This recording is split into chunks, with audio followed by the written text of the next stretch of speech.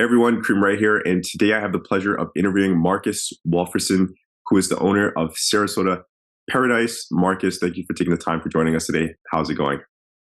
Thank you, Kareem. Pleasure to be here. I'm doing well.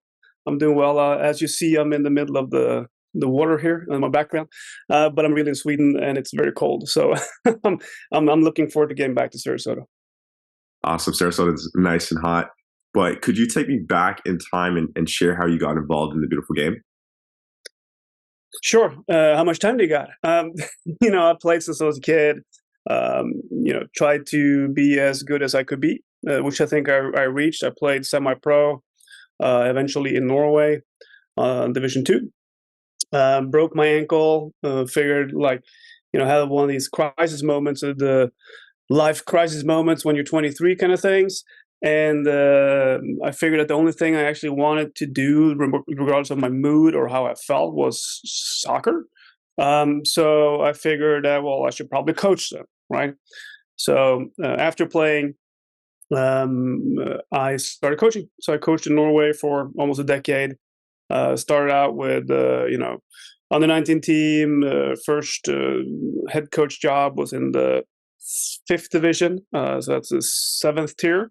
And within 3-4 years, I was at the professional level, doing everything from, I've done kind of every role in the game, as a coach or as a technical staff person, head coach, assistant coach, youth coach, scout for English Premier League team, player developer, coach development, board member, video analysis, you name it, I've done it, goalkeeper coaching.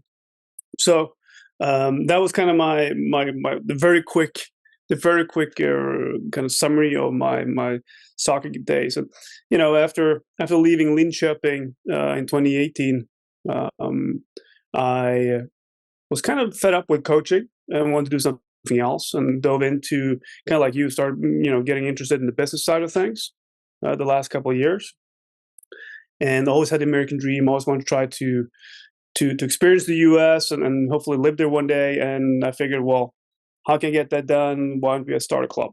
How hard can it be? Understood. So when you said you had all these different experiences in the game, coaching, video analyst, all these different experiences, where was that? What location were you in at that time? Scandinavia, so Norway and Sweden. Got it. And then when you got fed up with coaching, what was the reason that you got fed up with coaching? It's a complex. I think it's many factors.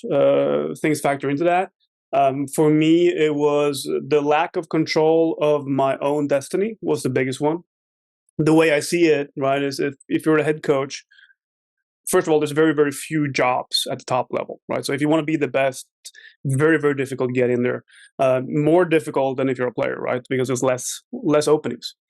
But if you're coaching, you're depending on someone giving you a job, right? So you'd be lucky enough to get a job. When you get the job, you're depending on these people to provide you resources so that you can have players that are of a certain quality, so you actually have a decent chance. Because, even if we might not like to admit it, coaches will, we can only affect the team so much, right? Yeah. Probably more negatively than positively. Different story. But then the third thing, if you have the job, if you have the resources, well, even then, you're depending on the player actually shooting the ball post in instead of post out.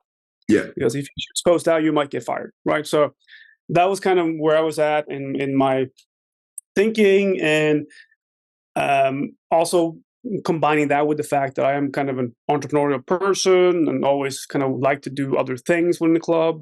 For me, I had a lot of focus on building the organizations that I was in, so I always want to leave a place better than when I came, which I think is a natural thing to do. But that also meant that I spent way too much time on stuff that I shouldn't have spent time on if you want to be a successful head coach. So those couple of things is what played into it. Understood. And then when did the idea spark that you want to own your own club and move? And then why the US and not going to Canada or going to Dubai? So US, simple, because I've always had the American dream. the foundation of the country is in line with my foundational values. So I think that's the simple reason why the U.S. freedom is basically the underlying thing. And then climate comes into play as well. So there you go. But this kind of idea started after I left Linköping, and I was like, what do I want to do with my life, kind of thing. Second time, right? Older this time. I think it was like 37, something like that. And I realized that I have worked with a lot of people in the U.S. I worked with clubs in the U.S. So I had this network, and I'm looking at how the U.S. soccer market is, and I see that, hey, there's room for improvement. I think there's what I know might help other people, right? That's how I looked at it. And then the question is, well, how do you get into the country? Because it's super difficult to immigrate legally to the United States, right? So, well, hey, maybe if I start my own team or find someone, in my case, I have a business partner called Kenneth Bethune. So we started this together, I think. I mean, I do the work, but we did this together. It was, both of our ideas. So that way I can get over and kind of try that life that I dreamt of since I was a little kid. Understood. What challenges have you faced so far through that transition? Has there been any with the immigration process, or has it been a smooth sail for you? There is never a smooth sailing in life, I think. Immigration is still waiting. So applied for a visa and we're waiting. Hopefully that will happen soon. It's taking more time than they said, but I think that's kind of a government for you. No, I mean, it's difficult because I can't work in the US, so I cannot be out and kind of actually doing some work. So I have to hire people, which increases the cost factor for our level for sure. So that's been the trickiest part.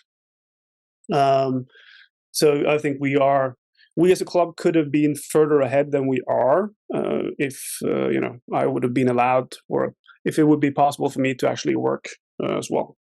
Understood. For this venture, did you guys end up raising capital, or are you guys bootstrapping?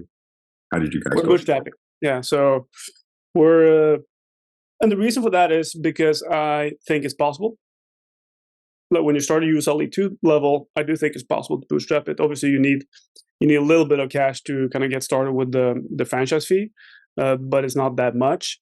And I think if you plan it in a good way, and if you execute in a good way, you can bootstrap it. I think we've shown that is possible. I mean, it's super difficult, right? And it's a pain in the behind. But the reason why I wanted to do that, because we could have raised capital, we could have put in more money. But also one of my reflections when I, talk to a lot of people in a lot of clubs, especially professional level, more so in the US than in Europe, and I think, again, this is a cultural thing, is that I find that in many places in the US soccer clubs, there is being frugal is not seen as a natural thing. Let's just say that, right? I think people spend more money and they exert less effort than they can because it's not their money, right? It's a rich owner's money. So people don't really care about the money. So that's why I wanted to bootstrap this from the beginning, because we need to create a culture that is frugal, a culture that is, okay, we actually need to get the money in before we can spend it. That's the culture we wanted to create. And that's why we chose to bootstrap it. Understood. As a foreigner to the United States as of right now, hopefully, soon you're transitioning to the visa and hopefully a U.S. citizen soon. Sometimes, instead of me putting something out there, could you share, was it hard for you to get into USL 2 as a foreigner, or were they very welcoming? And, for example, when, going to market, was it something hard, or was it your partner was there in Sarasota?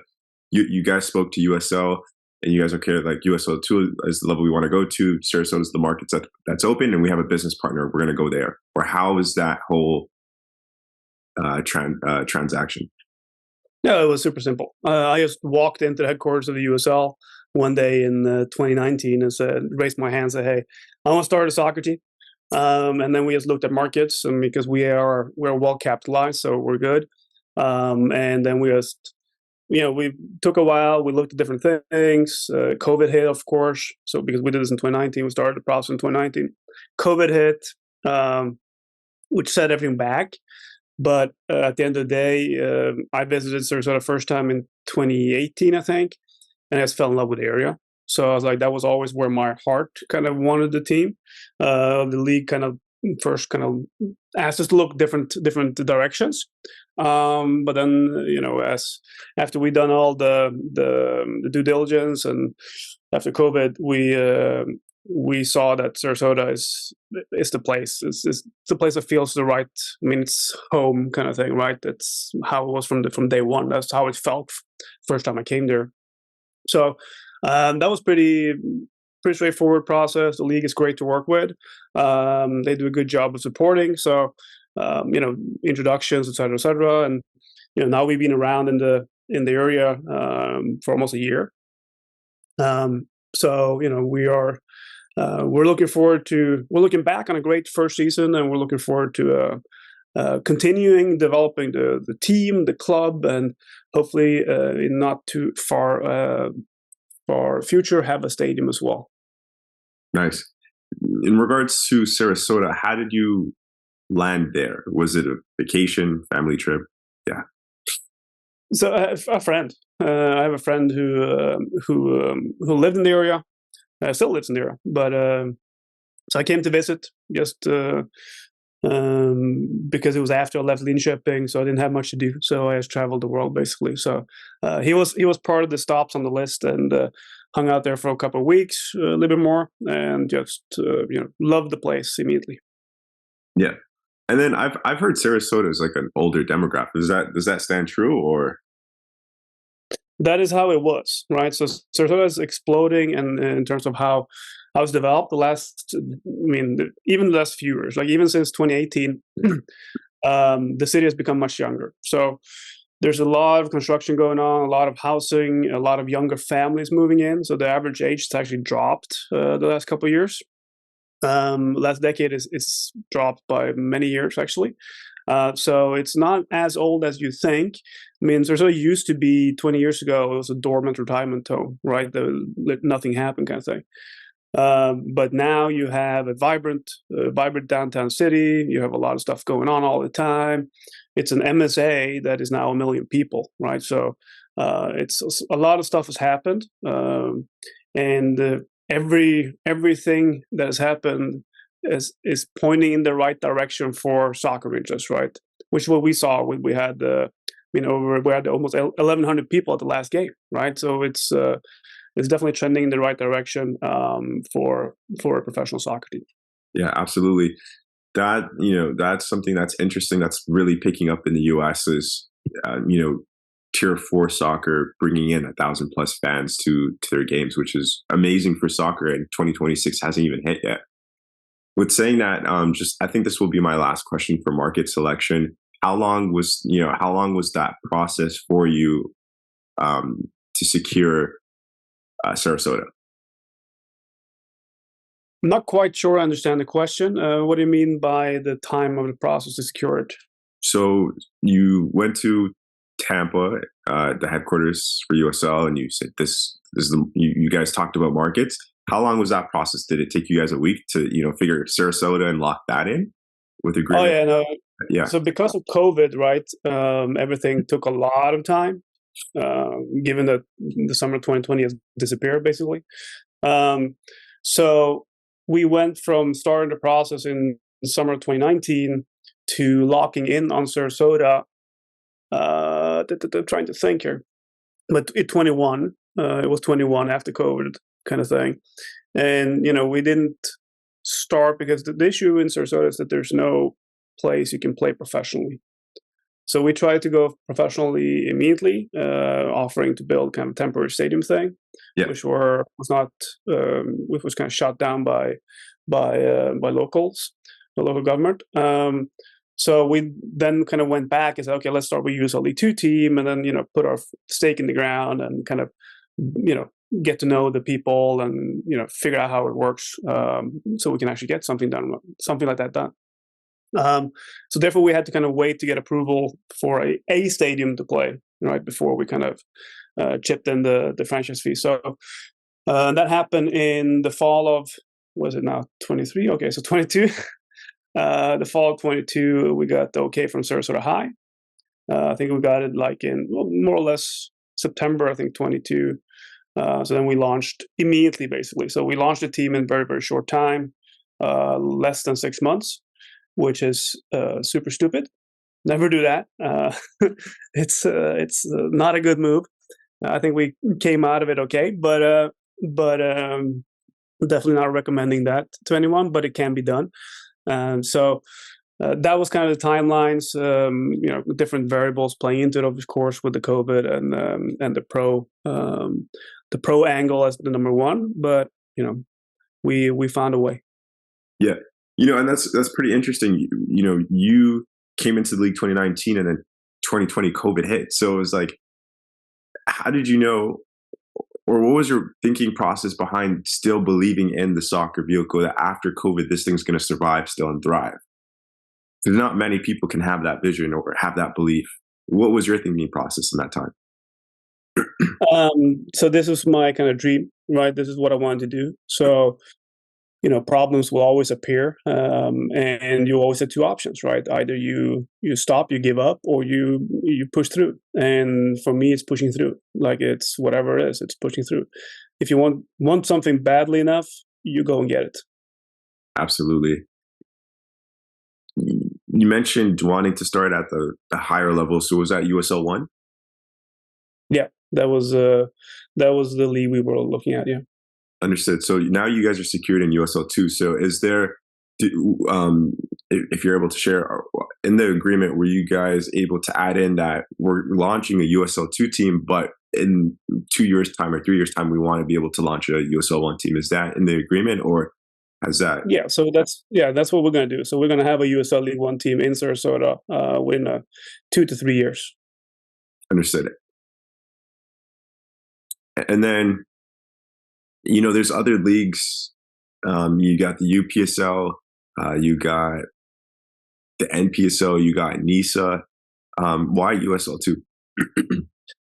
Because of the USL professional leagues, but also, like, that's the short answer, because given that that's where we kind of struck the deal, and then it seems reasonable and very logical to kind of already be in the system with the USL League Two.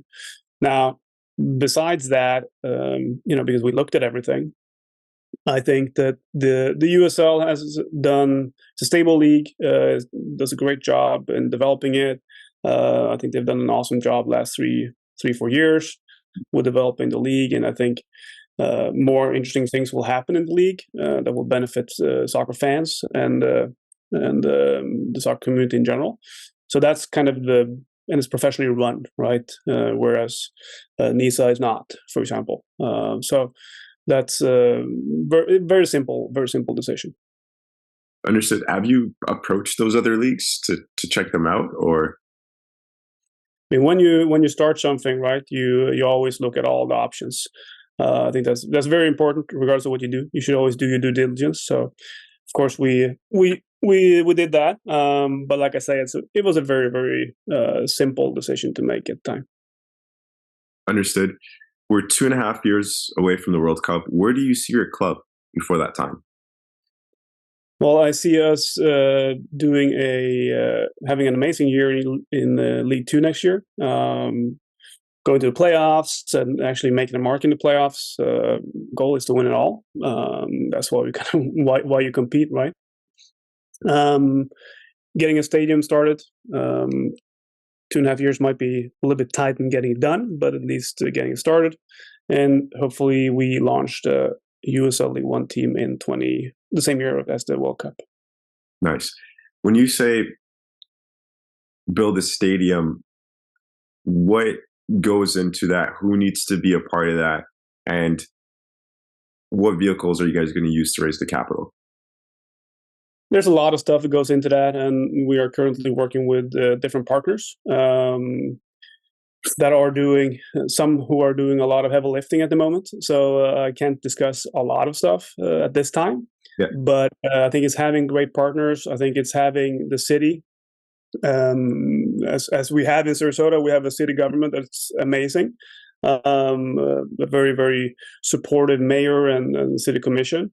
That makes us feel very confident and that we will be able to get something done within a very short time, actually. understood. Could you share those experiences? Like when I hear getting involved with the city and government, is the league making those introductions to them, or are you guys having to do that work to get connected with them? And then, how often are the engagements with the city and government? Well, I mean, I think it will vary from location to location, right, and city to city, and who you are, right. I mean, me coming from the outside, obviously, I need an introduction to get started, kind of thing. But then also, as you spend time somewhere, you get to know people, and they get to know you. So I think we have a very good relationship. It started more or less immediately before we launched the team, actually.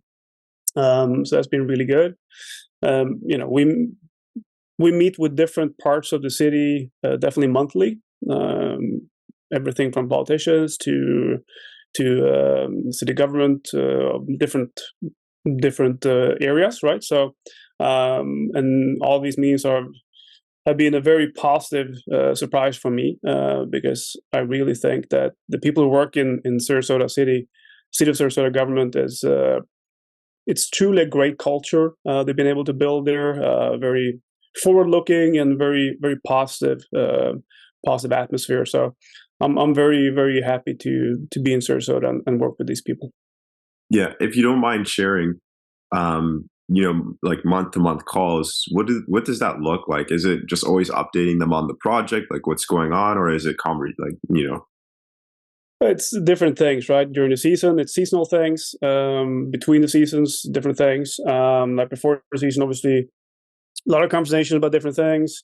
Stadium is a lot of conversation. That's probably where we talk the most in general, but also like the training facilities and all of that kind of stuff. How we can help the city more, etc. Right? So there's really there's no set.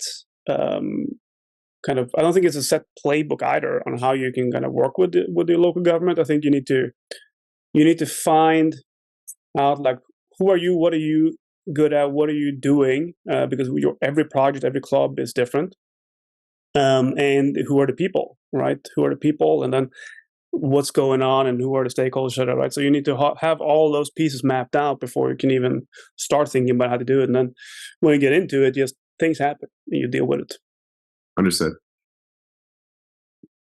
How did you guys find the current soccer stadium that you guys are at right now? Looked at the map. So I looked at the map, wanted to play downtown, only one place to play, knocking on the door, calling people, emailing, and eventually having a meeting, and after that, eventually getting a yes. Understood. And actually,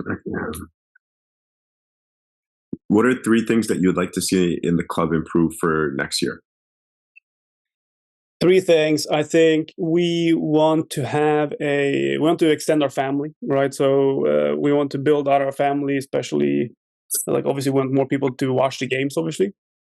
But we also want to do more in the community. Now we have time to it. I mean, like I said, we started the club in less than 6 months, so there's not a lot of time to focus on much else than just getting up and running.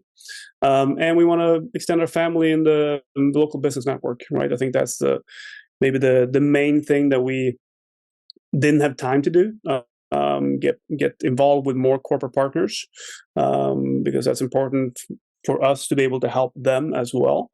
So those two things is corporate partners, obviously expanding, getting more people to the games and exposing more people to us and doing more stuff in the community in collaboration with youth clubs and other interest groups. And so what are 3 things that are great about the club right now that you really like? I love our branding. I think we nail it with the branding, because I do think we are able to embody the spirit of Sarasota, which is what we set out to do, and I think we done that with the branding. So I think that was awesomely done.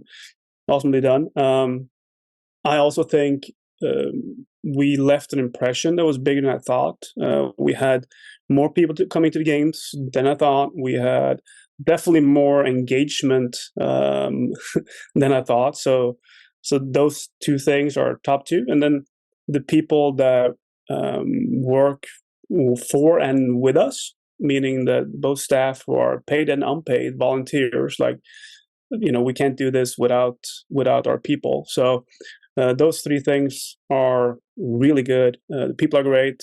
The city is great, and yeah, I think the brand is pretty cool. Understood. Last two questions. You also have another company. I'm not too sure how to pronounce it properly. Audio GR Group Inc. How do you pronounce that? Audiger Group Inc. Could you share a little bit about that? Sure. The correct pronunciation, by the way, is closer to Audiger. It's Old Norse, so it's something that I brought from the homeland. So Audiger is the company that owns Sarasota Paradise 100%, owns and operates it, and we are a sports consulting company. So in addition to owning the Paradise, we consult owners and prospective owners, trying to help them do what we have done. So kind of in a way, Paradise is our proof of concept in a way, right? That's our proof of concept for disabled to you can actually do this. In addition to that, we pair investors with some investment opportunities in the soccer world. Just those are the main things, but consulting within the game and doing this. Understood. And last question, what are your thoughts on the 2026 World Cup and how will this affect your club in the United States? I think we will see, we already see it with Messi, like the Messi bonanza, right? It's incredible to see. And I think that will only continue to grow up until the 26th World Cup. For potential investors and people who are that part, like you yourself are, I think we'll see asset appreciations that will be kind of insane up to the World Cup. So I think it's a good time to be in the game. And I also think it will, like 94, kind of made a huge impact in the country with the creation of the MLS, etc. Coming out of that, I think you will see something not like that, but it will be of equal or greater importance for the game in the country, I think. So I think it will be another push to really help the game grow in the US. Yeah, I agree with you. I know I said last question, but sorry, this is the last question. Do you see the U.S. soccer in the U.S. is fairly young. Do you see soccer in the U.S. growing to what it is in the U.K. and then eventually, hopefully, implementing promotion relegation? Similar, right? You can never, because the game was they made up the game over there, right? So it will never be the same. But I think in terms of participation, I think soccer will be the biggest sport in the U.S. Eventually, I think the U.S. on national level will start appearing in semifinals in the World Cup, and hopefully, I think actually within my lifetime they will win the World Cup. I think, and yes, I do think promotion relegation of some shape and form will happen. Might not be in the top league system, but it might be in a different system. Yeah, super exciting. When that happens, when US wins the World Cup, I'll come back to this video and be like, Marcus was right. Called it. All right. I just have 6 speed questions, if that's okay, or we could wrap up now. Well, it depends on the questions, I guess. They're just 6 fun ones. I'm so bad. I'm not that funny, but we'll see. We'll try it. Okay, they're fun questions. All right, and there's speed ones. So you gotta go fast. Oh shit! Yeah. Yeah. Okay. What is your favorite sport besides soccer? Hockey. What's your favorite soccer team? Liverpool. What's your favorite soccer team in the US? Sarasota Paradise. Who's your favorite player? So many good ones, but now probably for another year, Messi. Favorite music? I love it all, man. I love it all. Favorite food? Ooh, a good steak. Never's wrong. Never wrong. Favorite activity? Winning soccer games. Nice. All right. Well, Marcus, thank you for taking the time for joining us on the One Soccer Nation podcast today. Well, thank you. It was a blast.